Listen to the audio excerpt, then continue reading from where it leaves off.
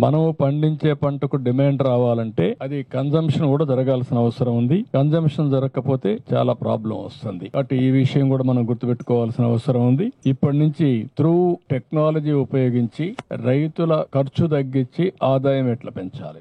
రెండు, ప్యాడీలోని ఏ పంట వేస్తే రైతుకు గిట్టుబాటు ధర వస్తుంది, వినియోగదారులు కూడా తినే పరిస్థితి వస్తుంది. అదే సమయంలో ఈ డ్రోన్స్ ఇవన్నీ ఉపయోగించి పెస్ట్ మీద కూడా చాలా వరకు కంట్రోల్ చేసి ప్రిసిషన్ ఇన్ అగ్రికల్చర్ తీసుకొస్తే చాలా వరకు పెస్టిసైడ్స్ మనం వాడకం తగ్గే పరిస్థితి వస్తుంది. దానివల్ల కూడా లాభాలు వస్తాయి. ఇలాంటి వినూత్నమైన ఇంకోటి ఏంటంటే అల్టిమేట్ గా రైతు ఖర్చులు తగ్గాలి, అప్పు తగ్గాలి.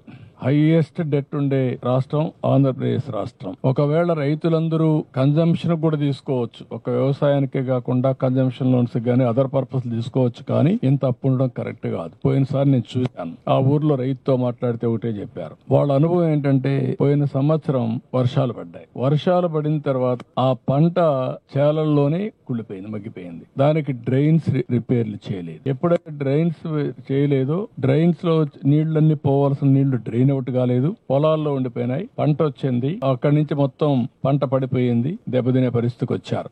రెండోది కూడా మీరు చూస్తే ఈ రోజు ఒక రైతు అబ్జర్వేషన్, స్టాండింగ్ క్రాప్ ఉంటే మెషిన్ హార్వెస్టింగ్ వల్ల దిగుబడి పెరుగుతా ఉంది, పంట పడిపోతే దిగుబడి తగ్గుతా ఉంది. అలాంటప్పుడు ఆ పంట కరెక్ట్ గా ఉండే నిలబడుకునే పంట వేయడం ఒక యాంగిల్. రెండో యాంగిల్, ఆ పంట ఏ సీజన్ లో వేయాలి. ఇప్పుడు నేను అందుకనే పట్టిసీమ ప్రాజెక్ట్ తీసుకొచ్చి కృష్ణా డెల్టాకు నీళ్లు ఇచ్చాం. దానికి మెయిన్ పర్పస్ ఏంటంటే నీళ్లే రావడం లేదు, బాగా లేట్ అవుతుందని ఇచ్చాం. పట్టిసీమ నీళ్లు కూడా సీజన్ లో బిగినింగ్ లో దెర్ ఇస్ ఎ ప్రాబ్లం. అక్కడ నీళ్లు రావాలి, గోదావరి జిల్లాలకు నీళ్లు ఇవ్వాలి, నార్మల్కి మళ్ళీ ఇక్కడ తీసుకురావాలి. అది ఒక వారం 10 రోజులు అవుతా ఉంది.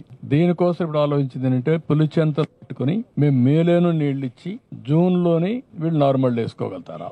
జూన్ లో వేసుకుంటే ఇంకా అర్లీగా వస్తుంది, సైక్లోన్ మీద పడకుండా పంటలు వచ్చే పరిస్థితి వస్తుంది. ఇవన్నీ కూడా రైతాంగంలో తరో డిబేట్ జరగాల్సిన అవసరం ఉంది, చర్చ జరగాల్సిన అవసరం ఉంది. రైతులందరినీ ఇన్వాల్వ్ చేస్తాం. 5-6 నెలలు ఇన్వాల్వ్ చేసి లాభసాటిగా ఏ పంటలు వేస్తే ఆదాయం వస్తుంది, ఆ పంటల్ని ఏ విధంగా వేయాలి, మార్కెటింగ్ ఏ విధంగా ఇవ్వాలి, అదే మాదిరిగా మళ్ళీ ఫార్వర్డ్ బ్యాక్వర్డ్ ఇంటిగ్రేషన్ లో పంట వేసినప్పటి నుంచి హార్వెస్టింగ్ వరకు మార్కెటింగ్ వరకు ఏం చేయాలి, ఈ ఎక్సర్సైజ్లన్నీ చేస్తాం. చేసి వ్యవసాయాన్ని ఏ విధంగా ఆదుకోవాలని ఆదుకుంటాం.